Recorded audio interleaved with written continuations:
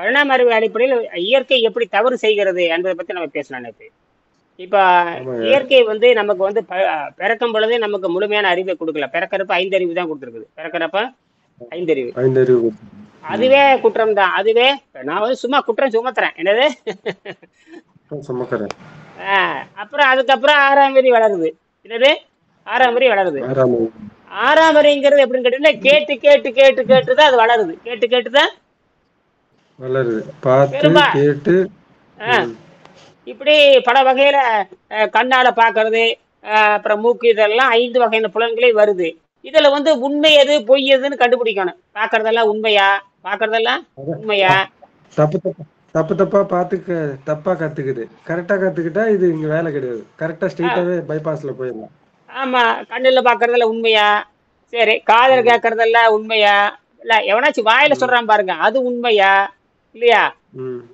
இப்ப நம்ம ஏதோ ஒண்ணு போய் தொடுறோம், ஏதோ ஒண்ணு ஆசையா போய் தொடுறோம், அது வந்து நம்மளை காப்பாத்துமா? இப்படி எல்லாம் இருக்குதா இல்லையா? இப்ப இதுவே பெரிய இதை கண்டுபிடிக்கிறதுக்கே பல ஆண்டுகள் ஆயிருது. கண்டுபிடிக்கிறதுக்கே நிச்சயமா இது கண்டுபிடிக்கிறதுக்கே உணர்றதுக்கே பல ஆண்டு அஹ், ஆயிருது. என்ன 20 வருஷம் சொல்லித்தரது. படிச்சு கூட இப்ப 20 நம்ம வருஷம் படிச்சு கூட இதை கண்டுபிடிக்கல.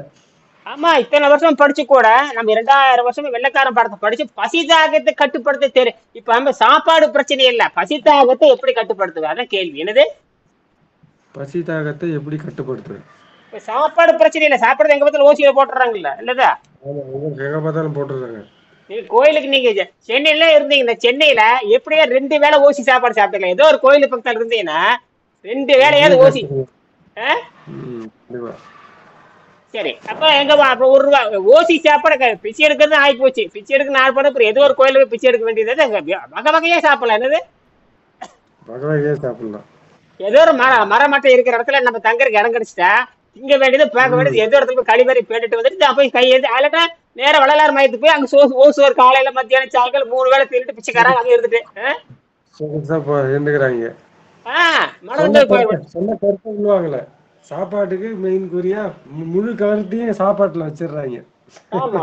சரி, இப்ப இதை தாண்டி நம்ம வெளி வரோம்னா இயற்கை தப்பு தப்பா நம்மளை கேவலப்படுத்துது, அவமானப்படுத்துது, பிச்சை எடுக்க வைக்குது, அப்புறம் இவ்வளவு ம். எல்லாம் பண்ணுது. இதையும் தாண்டி கண்டுபிடிச்சு வந்து ஆரோக்கியமா வாழ்றது பெரிய விஷயம்.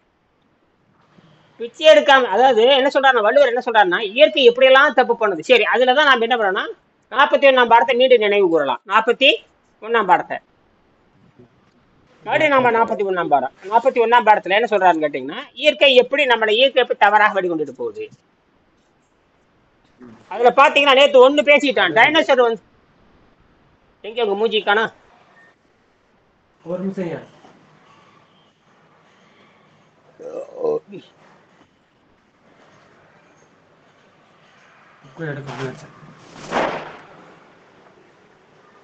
பரவாயில்லைங்க, விடுங்க. சொல்லுங்க. புத்தகம் விளையாட்டு என்னங்க? சரி, மனசு இருந்தா நல்லதுதான். எப்பவுமே புத்தகம் 2-3 புத்தகம் வாங்கி வச்சுக்கோ. குறைஞ்சபட்சம் 2ஆவது இருக்கணும், 2-3 இருக்கணும். என்னது? 2-3 இருக்கணும். இருந்தா தான் ஆகு. சும்மா ஒன்ன வச்சுட்டு எப்ப கீழே ஒண்ணு மேல ஒண்ணு கையில ஒண்ணு வச்சுக்கணும். எல்லா மாணவ எல்லாருமே குறைஞ்சபட்சம் 2 புத்தகம் வச்சிருக்கணும். கட்டாயம் 2 வச்சிருக்கணும். அப்புறம் நீங்க ஏதாவது 2-3 இருந்ததுன்னா யாருக்காவது அன்பளிப்பா கொடுக்கலாம். சும்மா கொடுக்கப்படாது. ஏதோ ரொம்ப அறிவியலா இருக்கிறவன் அப்படியா இருந்தா அவனுக்கு வந்து ஒரு பெரிய விஞ்ஞானி இருக்கான், விஞ்ஞானிக்கு போய் கொடுக்கலாம். இப்ப படிச்சு பாருங்க, ஏதோ பெரிய விஞ்ஞானி வர்றாருன்னு வச்சுக்கோங்க, அவர் போய் இப்ப நான் வந்து அனைவரும் 15ஆம் தேதி ஒரு இதுக்கு போறேன், அறிவியல் மாநாட்டுக்கு போறேன். அறிவியல் மாநாட்டுக்கு போறேன், பேசி அனுப்பிச்சிருக்க மாதிரி யாராவது அங்க இருக்கிற வரலாம். அறிவியல் இவரு கூட பொறியாளர் சுந்தர் ஒருத்தர் வரேன்னு சொல்லியிருக்காரு. நம்ம 2 பேரும். அவரு மதுரை தான். மதுரைக்கும் 20 கிலோமீட்டர் தள்ளி அந்த சிவகாசி விருதுநகர் போற வழி இருக்கு. விருதுநகர் இருக்குல்ல, விருதுநகர் பார்த்தா சிவகாசி. சிவகாசி போய் பார்த்துட்டு வந்துடலாம். அங்க ஒரு அறிவியல் கலைகளோட வந்து இந்த மாதிரி தமிழ்நாடு அளவில் இருக்கிற கல்லூரி மாணவர்களுக்கான விண்வெளிக்கு பயணம் என்ன விண்வெளிக்கு என்ன எங்களுக்கு என்ன உதவி செய்ய போறீங்க, அவங்க என்ன பண்ண போறாங்க, மாணவர்கள்லாம் சேர்ந்து விண்வெளிக்கு என்ன கண்டுபிடிச்சு கொடுக்க போறீங்க, அங்க விண்வெளியில் எப்படி குடியேறது, விண்வெளியில் போய் எப்படி பாருங்க, space college, space civilization, art of living, இப்போ இதெல்லாம் இருக்குது. இப்போ நான் அங்கே வர எப்படி ஒரு 4-5 பேர் வருவாங்க. அதுக்கு வந்து என்னுடைய சொந்த செலவில் புத்தகத்தை கொடுப்பேன். ஒரு புத்தகம் போய் கொடுக்கணும் 300-350 ரூபா செலவாகுது. நாம நன்கொட, ஆமா, நான் சம்பாரிச்சுதான் நான் கொடுக்குறேன். சம்பாரிச்சுதான் என் கை காசை போட்டு சொந்த செலவு பண்ணி கொடுக்குறேன்.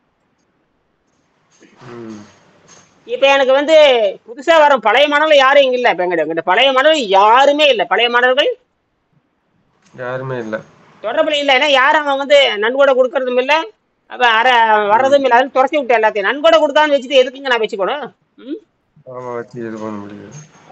துரத்தி விட்டேன். புதுசா வரவங்களுக்கு 2 லட்சம் ரூபாய் ப்ராஜெக்ட் வச்சிருக்கேன். இனிமேல் நோய்க்கு மட்டுமே ப்ராஜெக்ட். யாரா இருந்தாலும் நோய் ப்ராஜெக்ட் தான். சும்மாலாம் யாரும் வர முடியாது. சும்மா இனிமேல் வந்து ஆலோசனையில கிடையாது. ஆலோசனையில கிடையவே கிடையாது.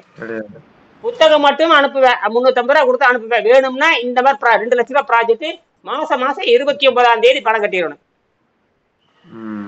ஒவ்வொரு 29 பணம் கட்டிடணும். ஒவ்வொரு 29 பணம். எந்த நோயா இருந்தாலும் 6 மாசம், ஒரு நாளே நோய் குணமாக்க முடியாது. 6 மாசம் எல்லாம் எந்த நோய் குணமாக்க முடியாது. என்னது? ஆமா, காசு வச்சாதான் கரெக்டா செய்வாங்க, எல்லாம் செய்ய மாட்டாங்க. அது நோயை குணமாக்குறதுக்கு 6 மாசம் ஆகும். நோயை குணமாக்குறதுக்கு 6 மாசம். ஏன்னா இவன் வந்து எந்த நோய், சக்கரை நோய் வச்சிருக்கிற, புற்றுநோய் வச்சிருக்கிற, கிட்னி ஃபெயிலியர் வச்சிருக்க, ஹார்ட் அட்டாக் வச்சிருக்கிற, டயபெட்டிக் வச்சிருக்கிற, அப்புறம் அல்ஜீமர் வச்சிருக்க, அப்புறம் வந்து நுரையீரல் தொற்று நோய் வச்சிருக்கிற, நுரையீரல் தொற்று நோய் வச்சிருக்கிற. நுரையீரல் தொற்று நோய் வந்து எவனாலையும் குணமாக்க முடியும். எவனாலையும் குணப்படுத்த முடியாது.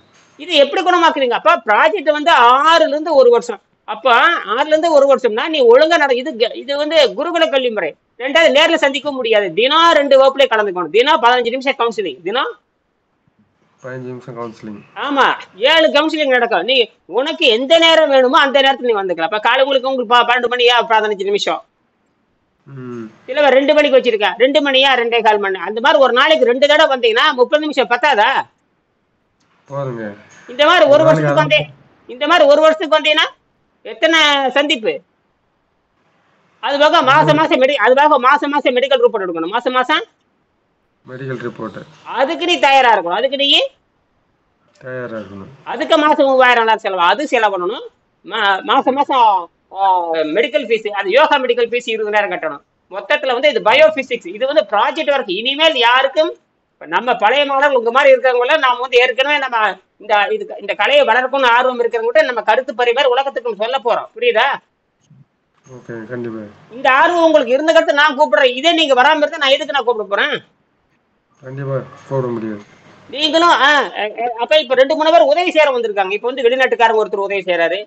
மாசம் $100 அனுப்புறாரு. மாசம் $100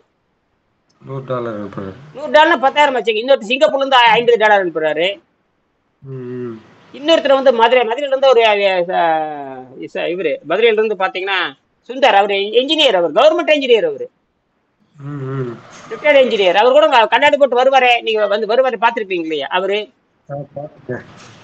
இன்னைக்கு காலையில கூட பேசி அனுப்பிச்சிருக்கேன் பாருங்க. காலையில கூட வந்திருந்தாரு. இந்த மாதிரி இருக்காங்க. இவங்கள $50 கொடுக்குறாங்க. இதுக்கு அதாவது 25 வருஷமா யாரும் உதவி செய்யல. 25 வருஷமா யாரும் உதவி செய்யல. அந்த ப்ராஜெக்ட் பண்ணும் பொழுதுதான் வாங்கினது தவிர அதுக்கப்புறம் கண்டினியூவா நம்ம 1000கணக்கான பேர் குணமாறிஞ்சா கூட ஒரு நன்கொடை கொடுக்குற எண்ணம் யாருக்குமே இல்லை. 2வது வந்து யாரும் இந்த புத்தகத்தை எடுத்து பேசுறதும் இல்லை. இப்ப புத்தகத்தை எடுத்து ஏன்னா அந்த காரணத்துக்கு தைரியம் இல்ல, பேச முடியாது. தைரியம் இல்ல, ஒரு நோயை குணமாக்க முடியும் பேசுறதுக்கு தைரியம் கிடையாது. பேசுறதுக்கு அதனால நான் பேசுறேன். அதனால வந்து நான் என்னன்னா ஒன்னும் தப்பு கிடையாது. ஏன்னா இயற்கை எனக்கு இந்த வாய்ப்பை கொடுத்துருக்குது. என்னை முந்தி வரணும்னா எல்லாரும் வரணும். என்னை முந்தி வரணும்னா எல்லாரும் ஸ்டெப் எடுக்க. நாம அதுக்காக நம்ம சும்மா இருக்க முடியாது. அதுக்காக சும்மா இருக்க முடியாது. டெய்லி முயற்சி பண்ணிட்டே தான் இருக்கணும். அதனாலதான் நான் என்ன பண்றேன், இப்ப அறிவியல் கண்டுபிடிப்பு, அறிவியல் மாநாடுக்கு போறது இல்ல கண்டுபிடிச்சாச்சுங்க. நிறைய கண்டுபிடிச்சாச்சு. இப்ப அது எல்லாம் வரப்போகுது. அதெல்லாம் அதே பொண்ணை வந்து பயிற்சி கொடுத்துருக்கு. அவங்களும் தான் இப்ப அறிவியல் மாநாட்டுக்கு போறாங்க. இப்ப கல்லூரியா நிர்வாகம் ஏத்துக்குது. கல்லூரியே இப்படி ஒண்ணு இருக்குன்னு தெரிஞ்சு போச்சு. கல்லூரிக்கு இது இருந்து போய் இதை வச்சு நம்ம விண்வெளிக்கு போகலாம். அதெல்லாம் விண்வெளித்துறை விஞ்ஞானிகளை சந்திச்சு பேசி இப்ப வர. அதுக்கு தான் எதுக்கு போறோம்னா 15 இதுக்கு நான் வந்து 1000 செலவு பண்ணிட்டு போகணும். சிவகாசி போகணும். எப்படி இருந்தாலும் போறக்கு 500, வர்றக்கு 500, அங்க தங்கறதுக்கு 2 நாள், அங்க கல்லூரி தங்குறோம். இதெல்லாம் போகும்போது 4000 காலி. என்னது 4000 காலி? அது போனா போயிட்டு போகுது. நமக்கு தான் நன்கொடை கொடுக்குறாங்க இல்லையா? அது மட்டும் இனிமேல் ப்ராஜெக்ட் பண்றேன் இல்லையா? இப்ப இது இந்த கடைசி மாசம் ஒருத்தர் வரையன்னு செஞ்சிருக்கேன். ஏற்கனவே 2 பேர் பண்ணிட்டு இருக்காங்க. 2 பேரு பண்ணிட்டு இருக்காங்க. ஆமா, அவங்களுக்கு வந்து பாத்தீங்கன்னா ஒருத்தருக்கு வந்து ஏதோ தொண்டையில ஏதோ பிரச்சனை, ஒருத்தருக்கு பார்த்தா முழங்கால் கீழே அந்த ரத்த ஓட்டம் இல்லாம அந்த வெரிகோஸ் வெயின் சொல்ற முடியாது, ரத்த ஓட்டம் இல்லாம கால தூர் மாதிரி இருக்கு. அதெல்லாம் இப்ப கரைஞ்சிட்டு வரும். அதெல்லாம் இந்த பாதி வழி போயாச்சு, பாதி வழி போயாச்சு. 40 நாள்லீங்க. எத்தனை நாள்ல? 40 days. இன்னும் இன்னும் இன்னும் நமக்கு 300 நாள், இன்னும் நமக்கு வந்து 360 நாள்ல இன்னும் 10 மாசம் இருக்கு. இன்னும்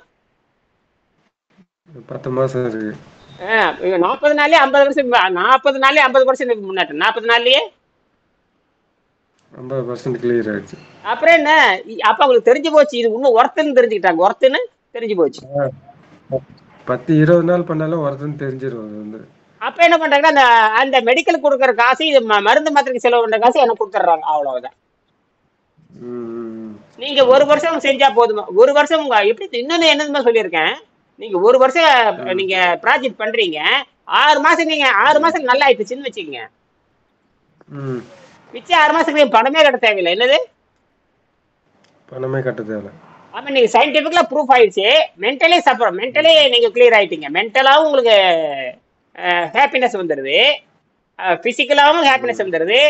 அப்புறம் வந்து இது கிளினிக்கல் ரிப்போர்ட்டாவும் கரெக்டா இருக்கு. என்னது கிளினிக்கல் ரிப்போர்ட்டாவும் கரெக்டா இருக்கு, கரெக்டா இருக்கு, பிசிக்கலாவும் கரெக்டா இருக்கு, மென்டலாவும் இருக்கு, அப்புறம் ஸ்பிரிச்சுவலாவும் கரெக்டா இருக்கு. மெடிக்கலா செக் பண்ணி பாத்துக்கிறீங்க, எல்லாம் கரெக்டா வருதா, அப்போ அந்த ஃபீஸ் நான் என்ன சொல்றேன்னா நல்லா ஆயிடுச்சா, ஓகே. அதுக்கப்புறம் டிஸ்கசிங் வேண்டாம், மாசம் மாசம் நன்கொடை கொடுத்து நீங்க வந்துடலாம். மாசம் அதுக்கு 3000 வச்சிருக்கு, குறைஞ்ச வச்சு 3000 இருந்தா டிஸ்கசிங் அது ஃப்ரீ. அது நீங்க மாசம் மாசம் நன்கொடை கொடுக்கறத நீ வரணும். இல்ல எனக்கு வசதி இல்ல, வாய்ப்பு போயிட்டே இருங்க, நல்லாயிடுச்சா ஓடிட்டே இரு, நல்லாயிடுச்சா போயிட்டே இரு. நீ சந்தேகம்னு கேட்க வந்தீங்கன்னா சந்தேகம் சந்தேகம் வந்தீங்கன்னா கவுன்சிலிங் ஃபீஸ் கட்டிட்டு தான் உள்ள வரணும். ஏன் இலவசமா சொல்றதுனால நமக்கு எந்த நன்மையும் இல்ல, நம்ம வந்து வீணா போயிடுவோம், புரியுதா? ஆமா, இலவசமா சொல்லக்கூடாது. சரி, இப்ப இருக்கட்டும். அப்ப நான் 25 வருஷம் என்ன பண்ணிருக்கேன்னு கேட்டீங்கன்னா, ஏற்கனவே சேமிச்சு வச்ச பணத்தை வச்சு நான் இன்னும் 50 வருஷத்துக்கு பேசுவேன். இந்த எத்தனை வருஷத்துக்கு? 50 வருஷத்துக்கு. யாரு குடுக்கலனாலும் பேசுவேன், யாரு குடுக்கலனாலும் பேசுவேன். கரெக்ட். ஏன்னா இயற்கையான உங்க மூஞ்சி எங்கேயே போயிடுச்சு, வெறும் ஃபேன் தான் தெரியுது, ஒண்ணுமே தெரியல. இயற்கை வந்து இயற்கை ரூல் பண்ணும்போது அதை கண்டிப்பா யாரும் தடுக்க முடியாது, நம்ம பண்ணிட்டு போயிட்டே இருக்கலாம். அதனாலதான் நான் 25 நீங்க பாக்குறீங்களா, 10 வருஷம் நீ பாத்துட்டு தான் இருக்கிறீங்க. ஏறத்தால 10-11 ஆண்டாச்சு இல்லையா? குறைஞ்சது 10 ஆண்டாச்சு, குறைஞ்சது 10 ஆண்டாயிருச்சு. 2014 நினைக்கிறேன், 2014 15 14-15. அப்ப வந்து 2-3 பேர் பண்ணாங்க. அது ஒருத்தர் கூட இந்த தோல் வியாதிக்கு பண்ணணும். அங்க நம்ம எங்கன்னு கேட்டீங்கன்னா, தோல் வியாதியில எங்க பண்ணேன்னு கேட்டா ஒருத்தர் திருப்பெரும்பூர், இது ஆமா, அவர் ஒருத்தருக்கு நான் பண்ணனேன். அந்த தோல் நோய்க்கு பண்ண, அவர் பேர் டக்குன்னு மறந்து போச்சு. அவர் பேரு ஒல்லியா இருப்பார், ஆள் ஒல்லியா இருப்பாரு, நல்லா ஆயிட்டார் அவர்லாம். சரி, இப்ப நாம அதெல்லாம் இருக்கட்டும், நீ எதுக்கு சொல்றேன். ஆமா ஆமா, அவர் நல்லா போச்சு. அந்த மாதிரி நிறைய நல்லாச்சு. சரி, இப்ப நம்ம என்ன பண்ணோம்னா, அந்த 2வது பாயிண்ட் என்ன பண்றோம்னு கேட்டீங்கன்னா, இப்ப அவர் 4 சொல்லி இருக்காரு. நான் என்ன பண்றேன்னா பசிவே கேள்வி கேட்கிறேன். அவர் என்ன சொல்றாருன்னா, டைனோசர் அழிச்சு போனதுக்கு இயற்கை காரணம்ங்கிறாரு. நான் என்ன சொல்றேன், பசிவே நம்மளுக்கு தண்டனை கொடுத்துருக்குது. பசிக்கு தண்டனை கொடுத்துருக்கு. பல கோடி ஆண்டாயி இந்த நோயை குணக்காம பல கோடி ஆண்டை நம்மள வச்சிட்டு இருக்குது. 350 கோடி 400 கோடி ஆண்டை நம்ம வளர்ந்துட்டு வந்துட்டு இருக்கிறோம். பசியை கூட கண்ட்ரோல் பண்ணாம எனர்ஜி அப்பதான் தெரியுது. எனர்ஜி அப்போ முயற்சியில தான் நீ எனர்ஜி எடுக்க முடியும், முயற்சியில தான் எனர்ஜி எடுக்க முடியும். அதான் அந்த வீக் பாயிண்ட் வச்சிருக்குது. வீக் பாயிண்ட் நீ முயற்சி பண்ணீங்கன்னா எனர்ஜி புரிஞ்சுக்கலாம், முயற்சி இல்லைன்னா ஒண்ணும் பண்ண முடியாது. அதை என்ன பண்ண தெரியுமா, வேணும்னா இந்த பசிக்கு பாருங்க, பசிக்கு குறிக்கோள் கிடையாது, வாய் ருசிக்கு குறிக்கோள் கிடையாது. என்ன சாப்பிட பசிக்கு என்ன வேணா திணுக்கலாம், வாய் ருசிக்கு என்ன வேணா திணுக்கலாம், வயிற்றையும் நெப்பிக்கலாம், ஆனா நோய் மட்டும் வரக்கூடாது. என்ன நியாயம் பாருங்க, ஏதாவது தொடர்பு இருக்கான்னு பாருங்க. பசிக்கு குறிக்கோள் கிடையாது, வாய் ருசிக்கு குறிக்கோள். நான் முறுக்கு திங்கன்னு வச்சுக்க தின்னுட்டே இருக்கலாம், இந்த குறிக்கோளும் தின்னுட்டே இருக்கலாம், இந்த குறிக்கோளும் இல்லாம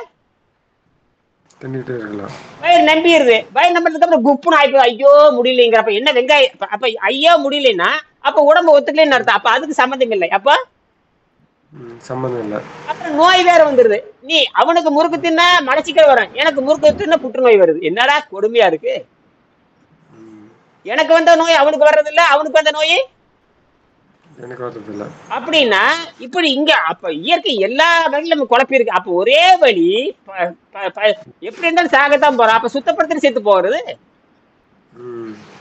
எப்படி இருந்தாலும் சாகத்தான் போறேன். 100 வருஷம் 1000 வருஷம் 2000 அல்லது உடலை விட்டு போயாகணும். உடலை விட்டு போய் ஆகணும். ஒன்னா முக்தி அடையணும் அல்லது செத்து போகணும். ஒன்னா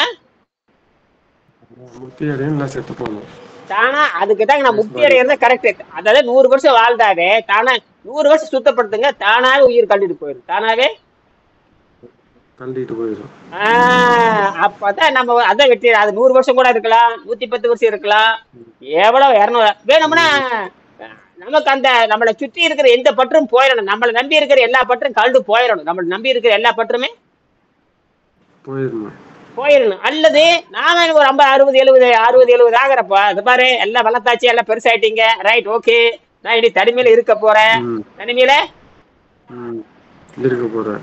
அப்படின்னு நம்ம காட்டு பக்கம் போய் ஒரு 5 சென்ட் 10 சென்ட் வாங்கிட்டு பேசாம குடிச்சு போட்டு அங்க இருந்துட வேண்டியதா. பேசாம நாட்டு பக்கமா போயிட்டா இதுல சமயம் வந்து மூவ் ஆகி போயிட்டே இருக்கும். அதுக்கு தான் நான் 100 சென்ட் வாங்கி வச்சேன். அதையும் நான் வாங்கி வச்சுட்டேன். 10 வருஷம் ஆச்சு, அதையும் நான் வாங்கி வச்சுட்டேன். அதையும் வாங்கி வச்சுட்டீங்க. நமக்கு எந்த பிரச்சனையும் கிடையாது. இனி வந்து அறிவியலை கொண்டு போகணும் அப்படிங்கறதான் பிரச்சனை. இப்ப வந்து என்னன்னா இன்னும் எப்படி 2-3 வருஷத்துல 4-5 வருஷத்துல பொண்ணுக்கு பயிற்சி கொடுத்துட்டு அவங்கதான் வந்து ஸ்பேஸுக்கு போறதுக்கு பயிற்சி கொடுக்கணும். நீ தானே உலகத்துல நீ ஒண்ணுதான் வெங்கடேசன் புத்தகத்தை வைத்துக் கொண்டு நீ ஸ்பேஸுக்கு போறவங்களும் பயிற்சி கொடுக்க போற.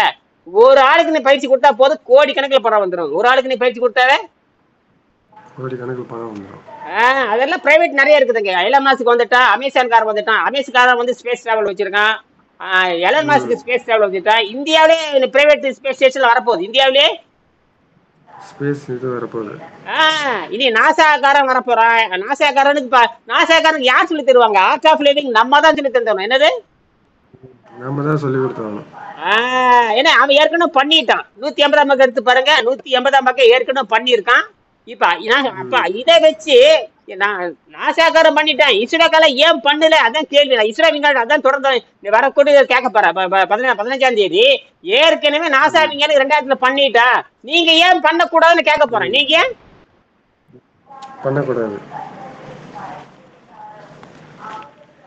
சரி உங்க கேள்வி சொல்லலாம், முடிச்சுக்கலாம். அதாவது இதுதான். அப்ப நான் இந்த என்னுடைய அறியாமையை சொல்லிட்டேன். என்னோட அறியாமை சரியா தவறாக நீங்க சொல்லலாம். இனிய நான் வந்து வெங்கடேசன் வந்து இயற்கை பெரிய பெரிய தப்பு பண்ணிருக்கு. நான் நம்ம அடிப்படையே பசி தாகம் எல்லாமே தப்பு நம்மள பண்ணிருக்குது. நம்மளை கேவலப்படுத்தி இருக்குது, முட்டாளாக்கி வச்சிருக்கு. என்னது திசை திருப்பி வச்சிருக்கு, எல்லாத்தையும் மாத்தி வச்சிருக்கு. எல்லாத்தையும் அது மட்டும் இல்ல, கொஞ்சம் ஏமாந்தா கொண்டே போடுது, கொஞ்சம் ஏமாந்தா கொண்டு போயிருக்கு. கடவுள் நம்பி போனாலும் அவங்க திருடன் கொண்டிருக்காங்க. கடவுள் நம்பி போனாலும் நம்மளை கற்பழிச்சு போடுறான். பெண்கள் போனாலும் கடவுளுங்க பேர்ல நம்மளை கற்பழிக்கிறான். கடவுளுங்கிற பேர்ல கற்பழிக்கிறான். 16 வயசு பொண்ணு போனா அங்க போய் எத்தனை 1000 பேத்த கொண்டு இருக்காங்க. தர்மஸ்தலாங்கிற பேரு தான் தர்மஸ்தலம். பேரு வேற, கடவுள் வேற, அவன் பண்ற அக்கிரமம் வேறு. ஒரு சினிமா படத்துல சொல்லுவாங்க, கோயில் வேண்டாம் என்று சொல்லவில்லை, கோயில் வந்து கொள்ளையர்கள் கூட, கோயில் வந்து யாரு திருடர்கள் கூடாரமாக மாறக்கூடாது, அயோக்கியர்கள் கூடாரமா மாறக்கூடாது. கோயில் என்பது மனுஷன் கண்டுபிடிச்சதானுங்க. அது வேணா எங்க வேணா வச்சுக்கலாம், ஊருக்கு 4 கோயில் வச்சுக்கலாம். ஆனால் திருடர்கள் என்ன பண்ண முடியும்? கொலைகாரன் என்ன பண்ண முடியும்? கொலைகாரனா எப்படி தண்டிக்க முடியும்? அத்தனை கொலை பண்ணிட்டு தப்பிக்க பாக்குறானுங்க.